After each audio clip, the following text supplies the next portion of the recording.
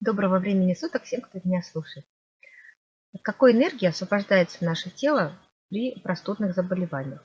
Когда человек находится в состоянии любви, в состоянии благости, желания что-то творить, создавать, и в нем полно энергии, то в его клетках и в его энергетических центрах происходит такая звезда вспыхивает, да, то есть он светится, и процесс идет вот таким образом, энергетический. Это состояние энергетического центра, состояние свечения, дает человеку чувство абсолютной уверенности, радости и постоянный прилив сил. Но как только в человеке начинаются какие-то дискомфорты, появляется страх потерять отношения, потерять что-то материальное, его вибрации меняются. То есть они могут быть более порывистые или прерывистые, наоборот, какой-то амплитуды. Состояние вот уже вот этого равновесия, оно нарушается. Уже нет того прилива сил, нет той энергичности, нет той уверенности в самом себе. Далее человек из-за этого начинает уже реагировать на любые мелочи. Как только вы постоянно испытываете от чего-то болевые ощущения, допустим, живя с близким человеком, что-то вас начинает в нем беспокоить, какие-то его действия, какие-то его слова, вы на эту болезнь реагируете. Это как снежный ком, и вы на уровне сердца, на уровне сердечного центра испытываете все время какую-то душевную боль. И она такая сначала небольшая, такая кратковременная, вы как-то с этим миритесь, вы какое-то время прощаете, но уже ваше равновесие, то есть уже нет вот этого равноценного свечения, то есть вы уже вибрируете очень неравномерно, так скажем, да, то есть уже внутри нету вот этого состояния покоя в вашем центре, в вашем сердце. В какой-то момент вот эта точка кипения, точка боли, она доходит до очень большой границы, и вам становится, то есть копится вот эта боль, и вам становится настолько дискомфортно, либо от своей работы, либо от отношений, либо от какой-то ситуации, в которой вы находитесь вообще по жизни, что это все переходит в эмоцию ненависти. Так вот, 90% людей не идентифицируют ненависть внутри себя. Они вообще не понимают даже, что испытывают эту ненависть и что она в них возникает. Они просто думают, что им неприятно, что они раздражаются, что им дискомфортно. Очень важно понять, что это именно ненависть. Так вот, первый признак того, что ненависть уже внутри вас по отношению к чему-либо накопилась, это возникновение простудного заболевания с сильным кашлем. Дело в том, что все наши эмоции отражаются через жидкость в организме, через кровеносную систему, через воду, из которой состоит наш организм. Так вот, из бронхов организм начинает выбрасывать вот эту вот информацию, а именно эмоции ненависти. Но в материальном плане это выглядит как слизь. Вот эта вот ненависть, которая внутри вас спрессовалась, скопилась, на физическом проявлении, на проявлении проявленного мира, это слизь в организме. Хотя ученые, изучающие физическое тело, настаивают на том, что слизь в организме скапливается от неправильного питания из-за того, что человек ест очень много углеводов, и это вполне объяснимо. Механизм такой, что когда человек испытывает душевный дискомфорт, он это все старается заедать именно сладкой едой. Человек подсаживается сначала на сладкую пищу, ему нужны быстрые углеводы, потому что он уже находится в нервозном состоянии, состоянии дискомфорта. И, в общем-то, если на это смотреть с точки зрения физиологии, это все абсолютно так. В состоянии ненависти энергетический центр становится абсолютной черной дырой, которая поглощает свет.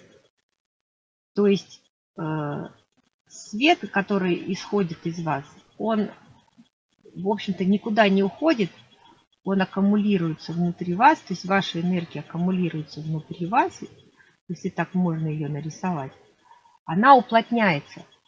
То есть внутри вас появляется такая мощная гравитационная система, которая все в себя втягивает. И вот с такими людьми, у которых закрывается сердце, вот это я называю закрытым сердцем. С таким человеком становится очень некомфортно. И таких людей очень много вокруг. Эти люди, они с закрытыми сердцами. Мало того, что сами себя лишают энергии, поглощают, собственно, свой свет.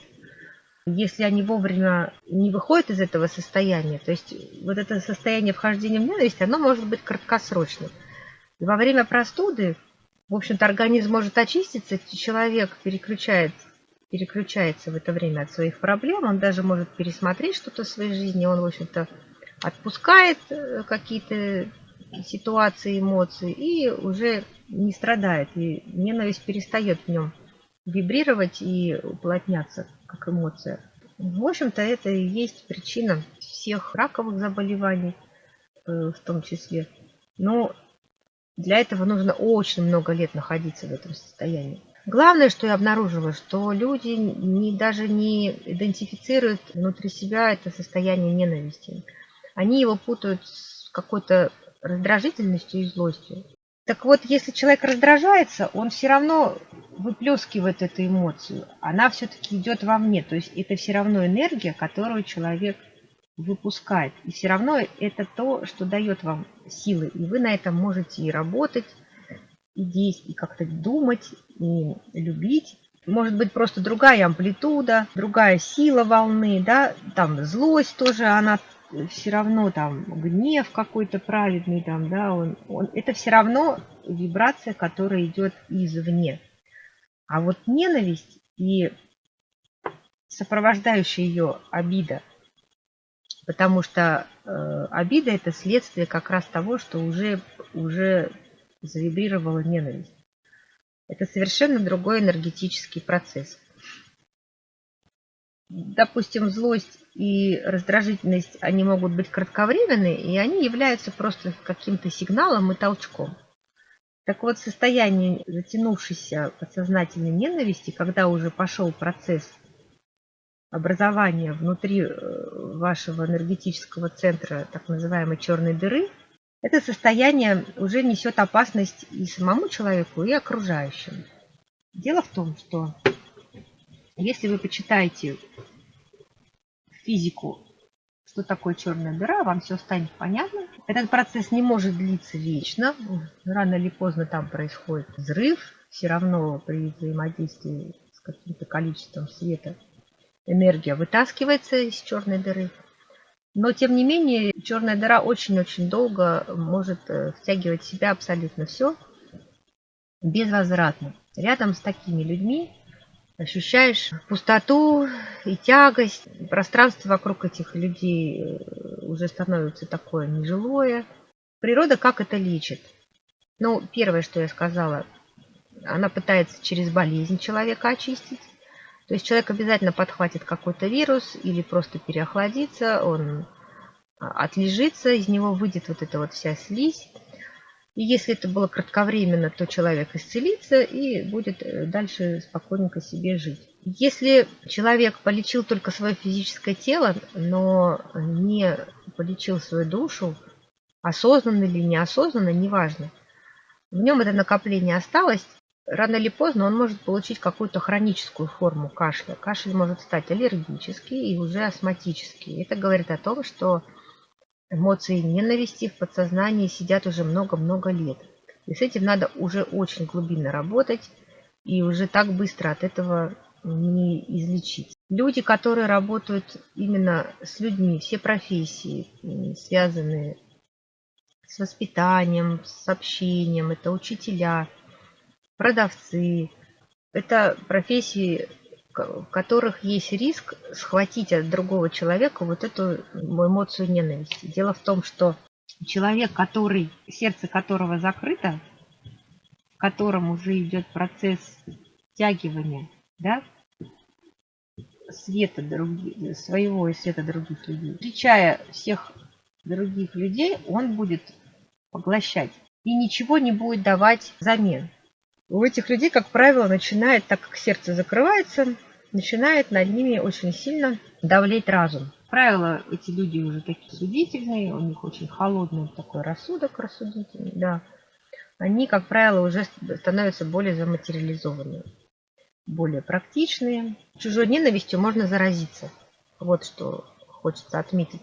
Продавец, который целый день отстоял смену, и, допустим, через него прошло энное количество таких вот людей с закрытым сердцем, которые уже находятся в этом состоянии подсознательной ненависти, он не всегда может контролировать свои эмоции. Как только он позволил себе раздражение и позволил себе какую-то сильную негативную эмоцию, он может войти, как я уже рассказывала в одном из предыдущих видео, в резонанс по этой вибрации негативной с этим человеком, схватить вот эту вот темную, так скажем, антиматерию, с которой состоит черная дыра. Вообще у нас все абсолютно по физическим законам внутри нас работает. Не будет понимать вообще причину своего плохого физического самочувствия.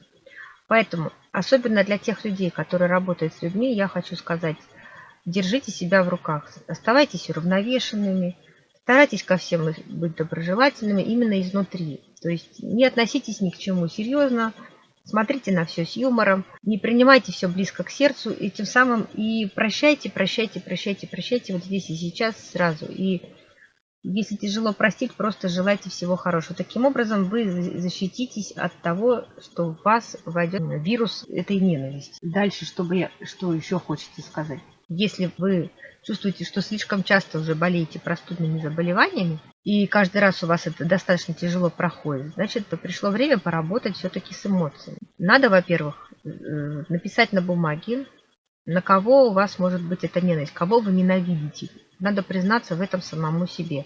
Постараться простить, положить на одну чашу весов все то отрицательное, за что вы ненавидите, допустим, эту работу или этого человека, или там, это явление. На другую чашу весов постараться найти и положить что-то положить. И сфокусироваться именно на положительном. И за это стараться благодарить.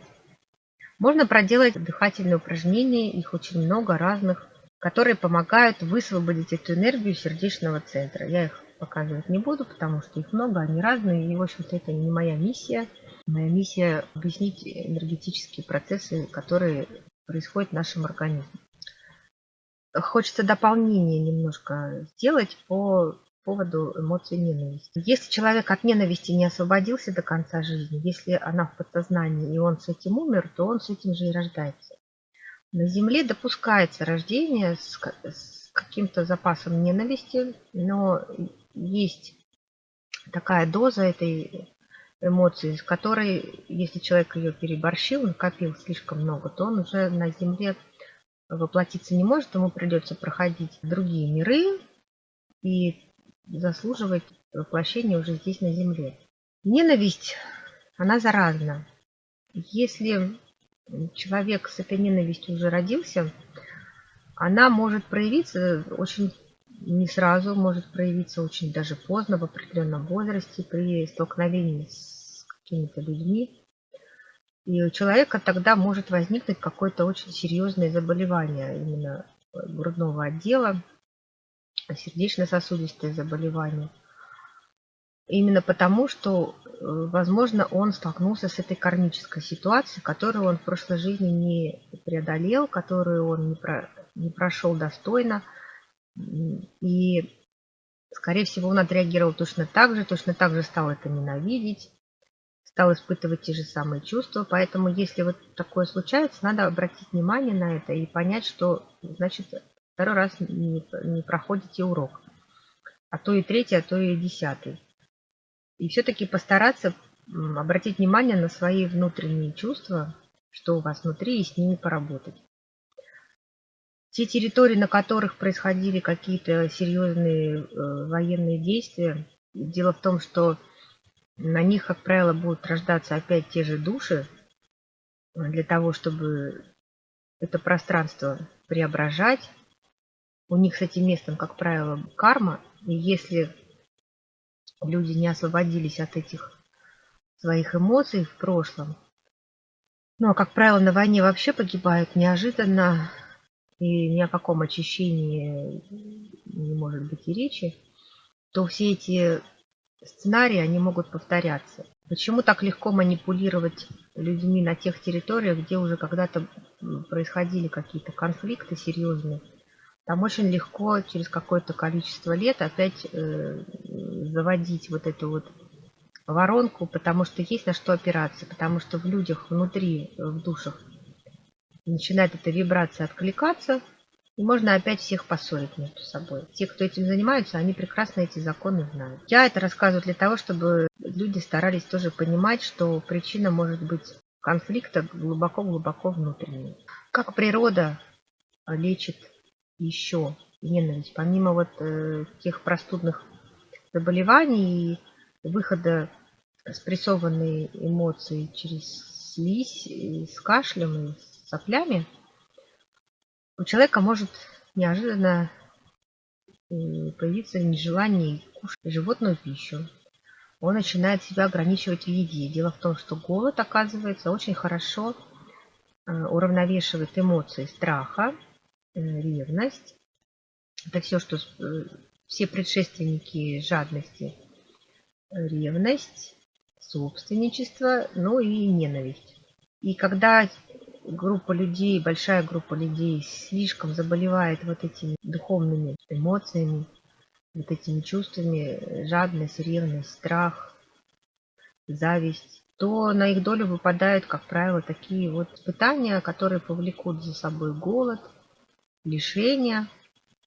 Таким образом, природа уравновешивает их внутреннее состояние. Души исцеляются. Всего хорошего.